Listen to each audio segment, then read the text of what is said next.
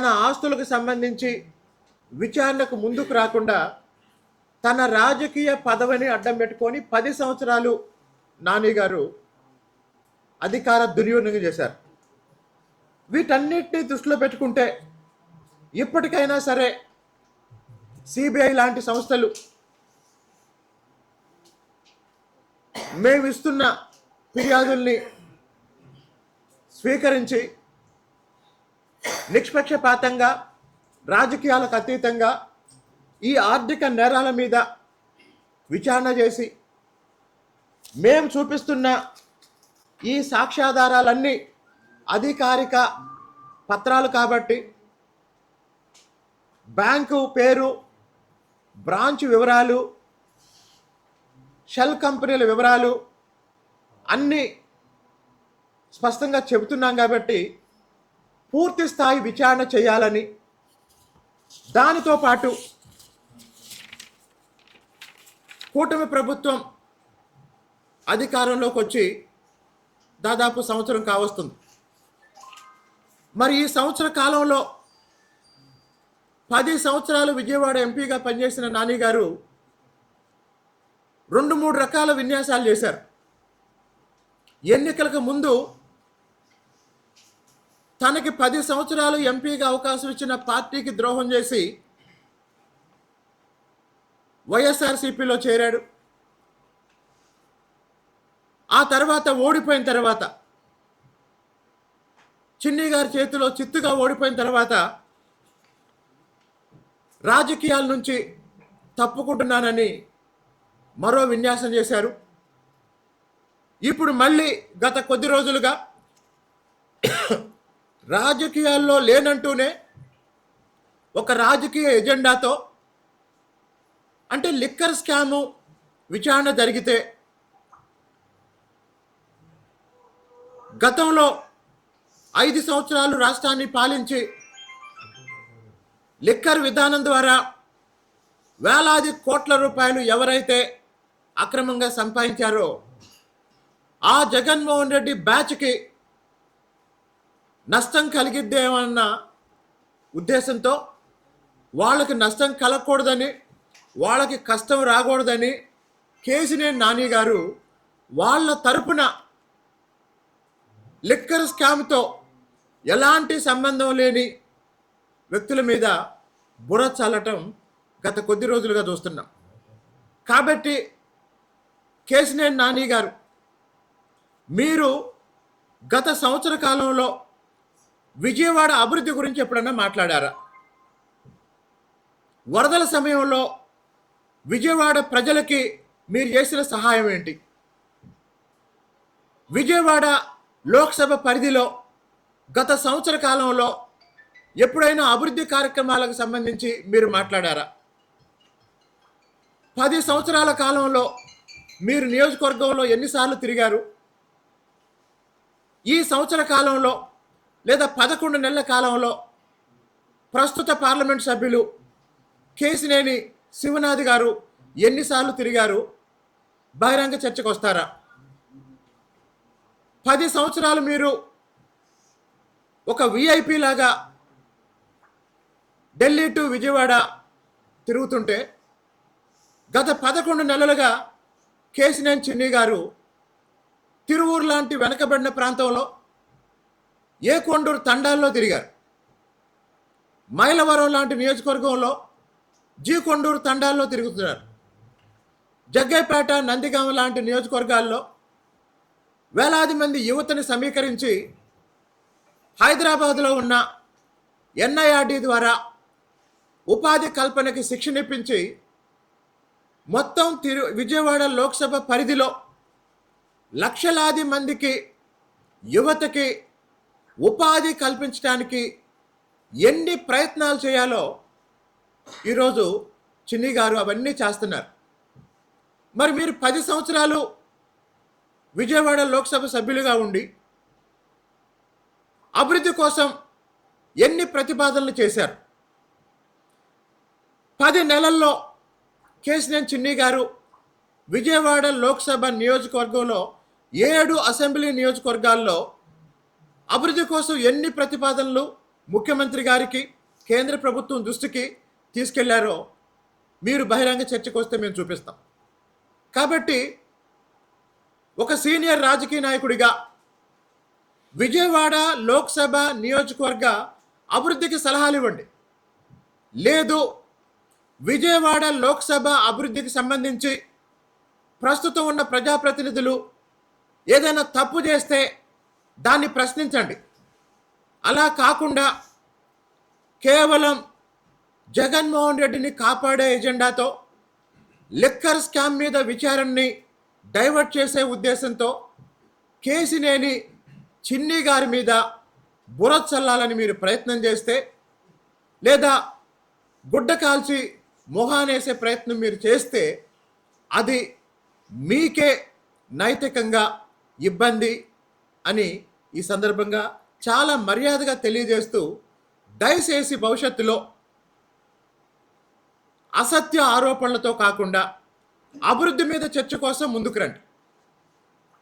అభివృద్ధి కోసం సలహాలు ఇవ్వండి.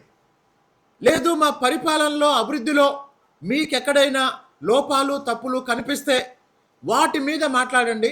స్పష్టమైన సాక్ష్యాలతో మాట్లాడండి.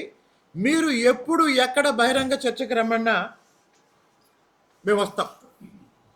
వాస్తవానికి కేసినేని చిన్ని గారి మీద నాని గారు ఆరోపణలు చేసినప్పుడు చిన్ని గారు స్పందించాల్సిన అవసరం లేదు. విజయవాడ లోక్సభ పరిధిలో టీం ఎన్టీఆర్ జిల్లా 7 శాసనసభ్యులు ఉన్నాం. ఈ 7 శాసనసభ్యులు గత 10-11 నెలలుగా మా అసెంబ్లీ నియోజకవర్గాల్లో అనేక అభివృద్ధి కార్యక్రమాలకు సంబంధించి ఎంపీగా చిన్ని గారు ఎన్ని రకాల ప్రతిపాదనలు చేస్తున్నారు, ఎన్ని రకాలుగా చొరవ తీసుకుంటున్నారు మేమందరం చెప్తాం. కాబట్టి అభివృద్ధి కోసం ఒక యజ్ఞం మొదలైంది. వాస్తవానికి ప్రభుత్వం ఏర్పడిన తర్వాత దాదాపు 5-6 నెలలు గత ప్రభుత్వం చేసిన విధ్వంసం నుండి సాధారణ పరిపాలన ప్రారంభించడానికే సరిపోయింది.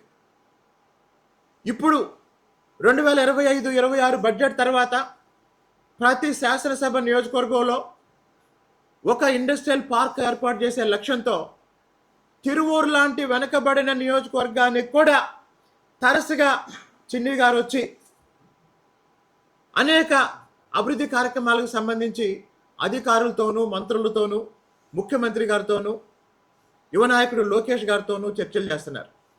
కాబట్టి భవిష్యత్తులో నాని గారికి నా సలహా ఏంటంటే, లేదా నా విజ్ఞప్తి ఏంటంటే, అభివృద్ధి మీద చర్చకు రండి.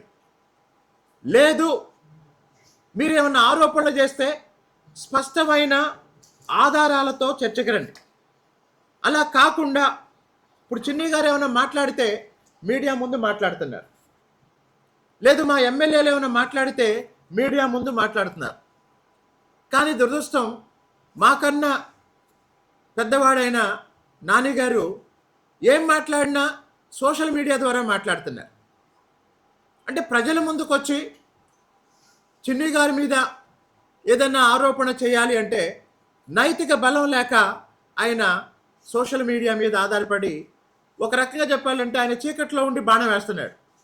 దయచేసి అలాంటి అనైతిక రాజకీయ కుట్రలకి దూరంగా ఉండమని, మీకున్న గౌరవాన్ని కాపాడుకోమని తెలియజేస్తూ ఈ సందర్భంగా సిబిఐ డైరెక్టర్కి కేసినేని నాని గారి వివిధ కంపెనీల పేరుతో బ్యాంకుల్ని ఏ విధంగా మోసం చేశారో అన్ని వివరాలు ఇచ్చి తిరువూరు శాసనసభ్యునిగా కేసినేని నాని గారి ఆర్థిక నేరాల మీద పూర్తి స్థాయి విచారణ చేయమని సిబిఐ డైరెక్టర్కి ఈ సందర్భంగా ఇప్పుడే లేఖ రాసి పంపించడం జరుగుతుంది. మీడియా మిత్రులందరికీ ధన్యవాదాలు. ఓకేనా? ఈ రమేష్ రెడ్డి వివాదం ఏంటి సార్? ఇప్పుడు ఏదో 48 గంటల్లో ఆయన మీద చర్యలు తీసుకోకపోతే నేను రాజీనామా చేస్తాను, 48 రోజులు అయిపోయింది, అదేమో ఇష్టపడిందా నాకు కామనే ఉందా? కాదండి, ఒక కార్యకర్త ఒక వ్యక్తి వచ్చి నాకు ఒక అన్యాయం జరిగింది, లేకపోతే నాకు ఒక కష్టం వచ్చింది, మీరు ఏదైనా సహాయం చేయాలని అడిగారు.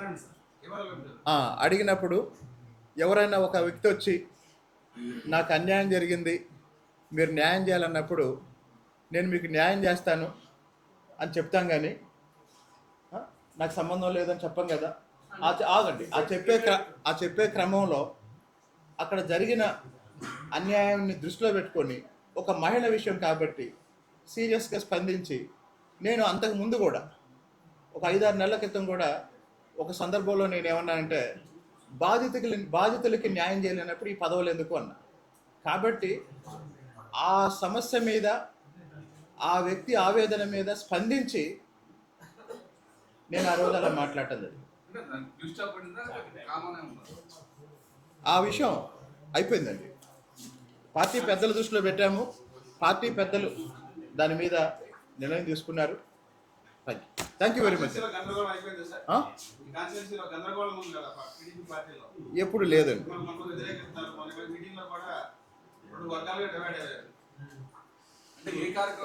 ఒక నిమిషం. ఇప్పుడు 2 వర్గాలుగా డివైడ్ అన్నారు. రెండో వర్గం ఎక్కడన్నా మీటింగ్ పెట్టిందా? 2 సమావేశాలు ఎప్పుడు జరగల.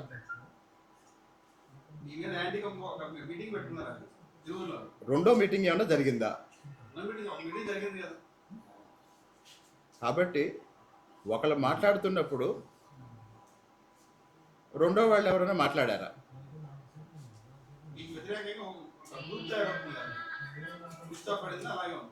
నాకు వ్యతిరేకంగా ఏ గ్రూపు లేదండి.